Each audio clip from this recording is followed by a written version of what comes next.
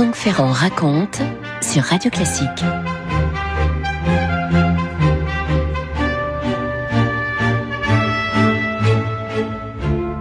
La fausse paix d'une ennuyeuse absence. Ainsi parle Proust de la relation tellement complexe qui unissait, par lettres interposées, la marquise de Sévigné à sa fille, Madame de Grignan. On a beaucoup parlé l'an dernier de ce volume de la recherche du temps perdu qui, en 1919, a valu à Proust le prix Goncourt, À l'ombre des jeunes filles en fleurs. Le narrateur y raconte le voyage qu'il effectue avec sa grand-mère jusqu'à la côte normande, jusqu'à la ville imaginée de Balbec.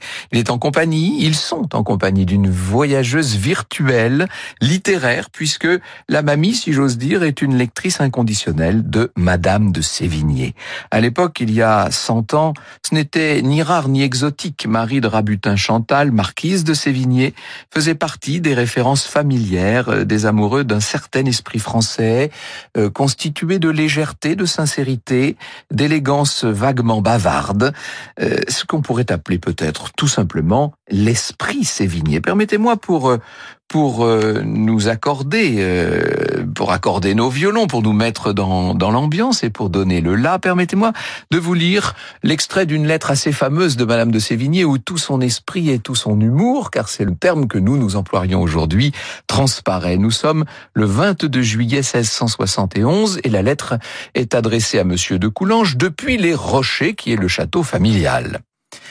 Ce mot sur la semaine est par-dessus le marché de vous écrire seulement tous les 15 jours et pour vous donner avis, mon cher cousin, que vous aurez bientôt l'honneur de voir Picard. Picard est l'intendant de Madame de Sévigné. Et comme il est frère du laquais de Madame de Coulanges, je suis bien aise de vous rendre compte de mon procédé.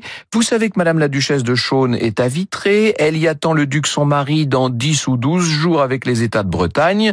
Vous croyez que j'extravague? Elle attend donc son mari avec tous les États. Et en attendant, elle est à Vitré toute seule, mourant d'ennui. Vous ne comprenez pas que cela puisse jamais revenir à Picard. Revenir à Picard, c'est-à-dire que ça puisse avoir un lien quelconque avec mon intendant, n'est-ce pas? Elle meurt donc d'ennui, je suis sa seule consolation, et vous croyez bien que je l'emporte d'une grande hauteur sur Mademoiselle de Kerbonne. Voilà un grand circuit. Autrement dit, je fais beaucoup de détours. Voilà un grand circuit, mais pourtant, nous arrivons au but, je vous rassure. Comme je suis donc sa seule consolation, après l'avoir été voir, elle viendra ici, et je veux qu'elle trouve mon parterre net, et mes allées nettes, ces grandes allées que vous aimez. Vous ne comprenez pas encore où cela peut aller? Voici une autre petite proposition incidente. Vous savez qu'on a fait les foins. Je n'avais point d'ouvriers, j'envoie dans cette prairie, que les poètes ont célébrée, prendre tous ceux qui travaillaient pour venir nettoyer ici. Vous n'y voyez encore goutte? Et, en leur place, j'envoie mes gens faner. Savez-vous bien ce que c'est que faner? Il faut que je vous l'explique. Faner est la plus jolie chose du monde. C'est retourner du foin en batifolant dans une prairie. Dès qu'on en s'étend, on sait faner. Tous mes gens y allèrent gaiement. Le seul Picard me vint dire qu'il n'irait pas, qu'il n'était pas entré à mon service pour cela, que ce n'était pas son métier, qu'il aimait mieux s'en aller à Paris. Ma foi, la colère m'a monté à la tête. Je songeais que c'était la 100e sottise qu'il m'avait faite, qu'il n'avait ni cœur ni affection. En un mot, la mesure était comble. Je l'ai pris au mot. Et quoi qu'on ait pu me dire pour lui, je suis demeuré ferme comme un rocher et il est parti. C'est une justice de traiter les gens selon leurs bons ou mauvais services, n'est-ce pas?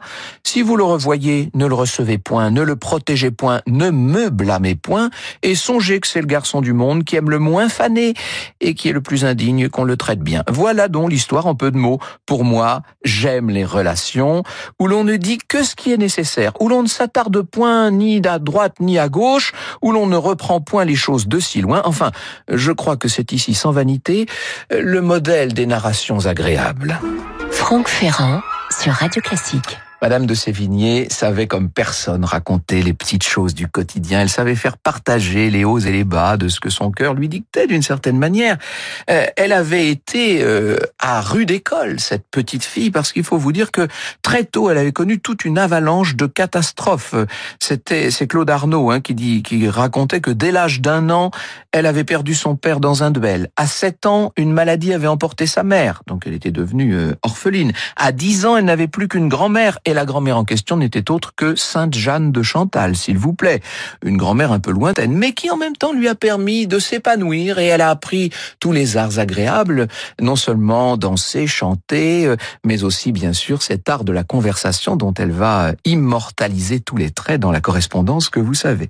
La jeune Parisienne se retrouve à 15 ans être sans doute un des plus beaux partis de France, et on va lui trouver un mari à sa taille, si je puis dire, le cadet d'une vieille et noble famille bretonne qui s'appelle Henri de Sévigné. Et il va beaucoup la tromper, Sévigné, avec Ninon de l'Enclos, ça c'est pour la gloire, et avec beaucoup d'anonymes, ça c'est pour l'infamie. Madame de Sévigné n'en vit pas beaucoup plus mal, elle lui a fait 2 enfants, lui-même va mourir en duel à quelque temps de là, et nous sommes en présence de celle qu'on pourrait presque appeler une veuve joyeuse. Alors évidemment, comme elle est très riche, comme elle est très bien née, comme tout va bien, elle a énormément de prétendants, cette jeune femme encore tout à fait charmante, tellement agréable, exquise même, dans une compagnie parfaite. Simplement, les prétendants en question, elle les tient à distance. Elle s'amuse avec eux, elle joue de leurs attentes, mais dans la pratique, pour ce qui est du chapitre de l'amour, elle a déjà tout ce qu'il lui faut en la personne de ses enfants. Franck Ferrand sur Radio Classique. Je dis Jacquet de la Guerre, et il faudrait peut-être que je vous précise que c'est Élisabeth Jacquet de la Guerre. Et oui, c'était une compositrice que nous entendions, et c'est la compositrice des plus jolies lettres, de notre langue française que nous évoquons ce matin, avec ce moment terrible dans la vie de Madame de Sévigné où sa fille s'étant mariée, elle a épousé donc Françoise Marguerite, va épouser Monsieur de Grignan. Elle devient Madame de Grignan. Elle va devoir partir là-bas dans la Provence, et le carrosse qui emporte sa fille vers la Provence, nous dit Claude Arnaud, c'est le 4 février 1671, provoque un séisme dans la vie parfaitement réglée de Madame de Sévigné. À la veille de son 46e anniversaire, en effet, elle se retrouve seule dans l'hôtel désert du Marais. L'hôtel de Sévigné, vous le connaissez par cœur, il est rue de Sévigné, n'est-ce pas? Et c'est l'actuel musée Carnavalet, dont on va bientôt pouvoir de nouveau visiter les fabuleuses collections sur l'histoire de Paris. Madame de Sévigné n'a pas été une mère très attentive, disons-le. Elle avait confié l'éducation de ses enfants à des précepteurs, celle de sa fille à un couvent. Mais maintenant que Françoise Marguerite est mariée, la voir partir lui est en quelque sorte insupportable. Et, je cite encore Claude Arnaud, leur première lettre la frustre. Les mots lui paraissent infirmes en regard de son désarroi, d'autant que Madame de Grignan, paresseuse de nature, a tendance à peu écrire, et moins elle donne de ses nouvelles, et plus Madame de Sévigné en dépend. Dès que j'ai reçu une lettre, j'en voudrais tout à l'heure, ça veut dire aussitôt, une autre, dit-elle. Boulimique, la mère exige une main de papier par jour. À peine arrivée à Laval, elle doit se retenir d'embrasser le messager crotté jusqu'au cul, dit-elle, qui dépose son paquet à la poste. Quel désespoir quand des lettres disparaissent sur des routes infestées de brigands, soumises à d'inlassables pressions. Madame de Grignan finit par accepter de suivre le rythme de 2, puis de 3 missives par semaine, rythme imposé par sa mère. Alors, les lettres de Madame de Sévigné à son cousin Bussy-Rabutin, à Monsieur de Coulanges, etc. sont connues, sont célèbres, mais les lettres à Madame de Grignan dépassent en sentimentalité, dépassent en affection spontanée tout ce qu'on peut imaginer. Je vous en donne 1 ou 2 exemples, si vous voulez. Vous me demandez, ma chère enfant, si j'aime toujours bien la vie. Je vous avoue que j'y trouve des chagrins cuisants. Mais je suis encore plus dégoûtée de la mort. Je me trouve si malheureuse d'avoir à finir tout ceci par elle, que si je pouvais retourner en arrière, je ne demanderais pas mieux. Je me trouve dans un engagement qui m'embarrasse. Je suis embarquée dans la vie sans mon consentement. Il faut que j'en sorte, cela m'assomme. Et comment sortirai-je? Par où? Par quelle porte? Quand sera-ce? En quelle disposition? Souffrirai-je 1000 et 1000 douleurs qui me feront mourir désespéré? Aurais-je un transport au cerveau? Mourrais-je d'un accident? Comment serais-je avec Dieu? Qu'aurais-je à lui présenter? La crainte, la nécessité feront-elles mon retour vers lui? N'aurais-je aucun autre sentiment que celui de la peur? Que puis-je espérer? Suis-je digne du paradis? Suis-je digne de l'enfer? Quelle alternative, mais quel embarras! Rien n'est si fou que de mettre son salut dans l'incertitude, mais rien n'est si naturel. Et la sotte vie que je mène est la chose du monde la plus aisée à comprendre. Elle écrit, Madame de Sévigné, comme si, d'une certaine manière, elle s'écrivait à elle-même, à travers cette fille à laquelle elle veut constamment donner des nouvelles de la capitale. C'est un peu, d'une certaine manière, à un miroir qu'elle s'adresse. Je me suis mise à vous écrire au bout de cette petite allée sombre que vous aimez, assise sur ce siège de mousse où je vous ai quelquefois vu coucher, écrit-elle. Mais mon Dieu, où ne vous ai-je point vu ici? Et de quelle façon toutes ces pensées me traversent-elles le cœur? Il n'y a point d'endroit, point de lieu, ni dans la maison, ni dans l'église, ni dans le pays, ni dans le jardin où je ne vous ai vu. Il n'y en a point qui ne me fasse souvenir de quelque chose, de quelque manière que ce soit. Et de quelque façon que ce soit aussi, cela me perce le cœur. Je vous vois, vous m'êtes présente, je pense et repense à tout. Ma tête et mon esprit se creusent, mais j'ai beau tourner, j'ai beau chercher, cette chère enfant que j'aime avec tant de passion est à 200 lieues de moi. Je ne l'ai plus. Sur cela je pleure sans pouvoir m'en empêcher. Je n'en puis plus, ma chère bonne. Je n'en puis plus. Nous sommes à quelques jours maintenant de la fête des mères. Je ne suis pas persuadé qu'une mère ait jamais su exprimer à sa fille tout l'amour qu'elle lui portait avec autant d'élégance, de grâce, avec autant aussi, disons-le, de bavardage. Franck Ferrand sur Radio Classique.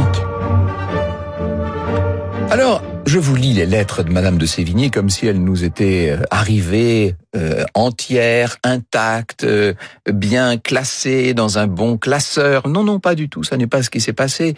Ces lettres, elles ont subi 1000 morts avant de parvenir à nous.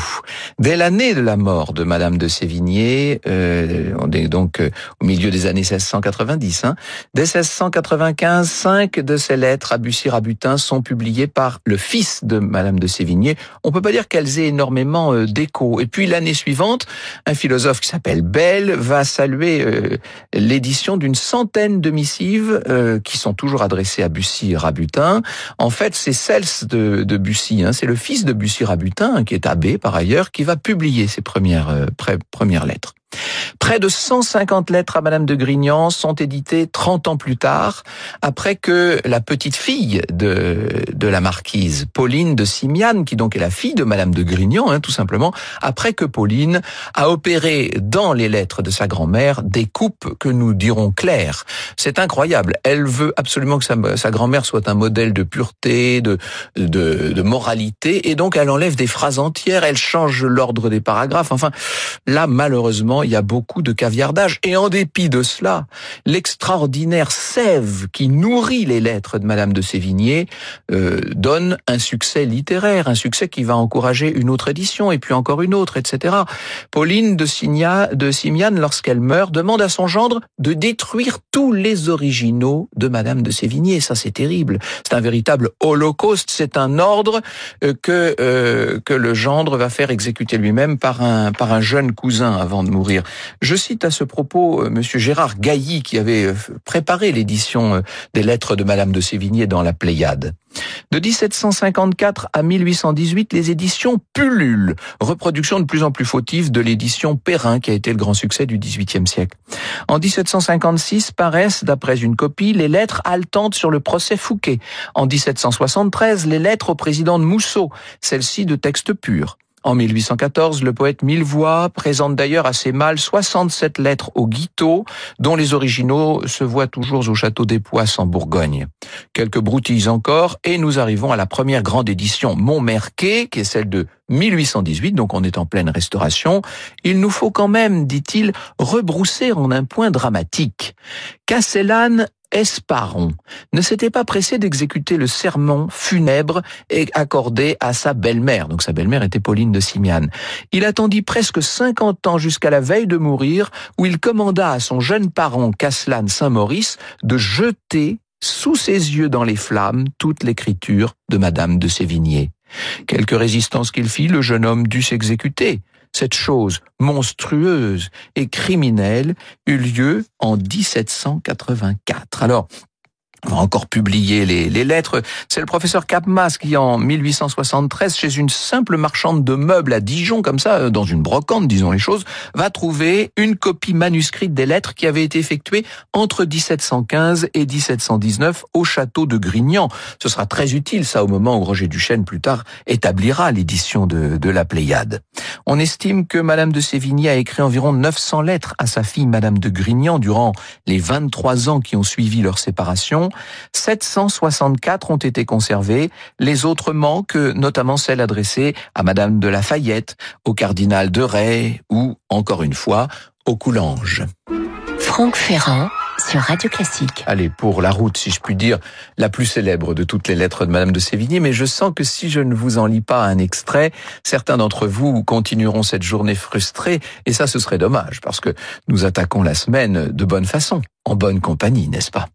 Je m'en vais vous mander, dit Madame de Sévigné, la chose la plus étonnante, la plus surprenante, la plus merveilleuse, la plus miraculeuse, la plus triomphante, la plus étourdissante, la plus inouïe, la plus singulière, la plus extraordinaire, la plus incroyable, la plus imprévue, la plus grande, la plus petite, la plus rare, la plus commune, la plus éclatante, la plus secrète jusqu'aujourd'hui, la plus brillante, la plus digne d'envie. Enfin, une chose dont on ne trouve qu'un exemple dans les siècles passés, encore cet exemple n'est-il pas juste? Une chose qu'on ne peut pas croire à Paris, alors comment la pourrait-on croire à Lyon? Une chose qui fait crier miséricorde à tout le monde, une chose qui comble de joie Madame de Rans et Madame d'Hauterive, une chose, enfin, qui se fera dimanche, ou ceux qui la verront croiront avoir la berlue, une chose qui se fera dimanche et qui ne sera peut-être pas faite lundi. Je ne puis me résoudre à la dire, devinez-la. Oh, je vous la donne en 3. Jetez-vous votre langue au chien. Eh bien, il faut donc vous la dire. Monsieur de Lauzun épouse dimanche au Louvre. Devinez qui? Je vous le donne en 4, je vous le donne en 10, je vous le donne en 100. Madame de Coulanges dit voilà qui est bien difficile à deviner, c'est Madame de la Vallière. Point du tout, madame. C'est donc Mademoiselle de Retz? Point du tout, vous êtes bien provincial. Vraiment, nous sommes bien bêtes. Dites-vous, c'est Mademoiselle Colbert? Encore moins.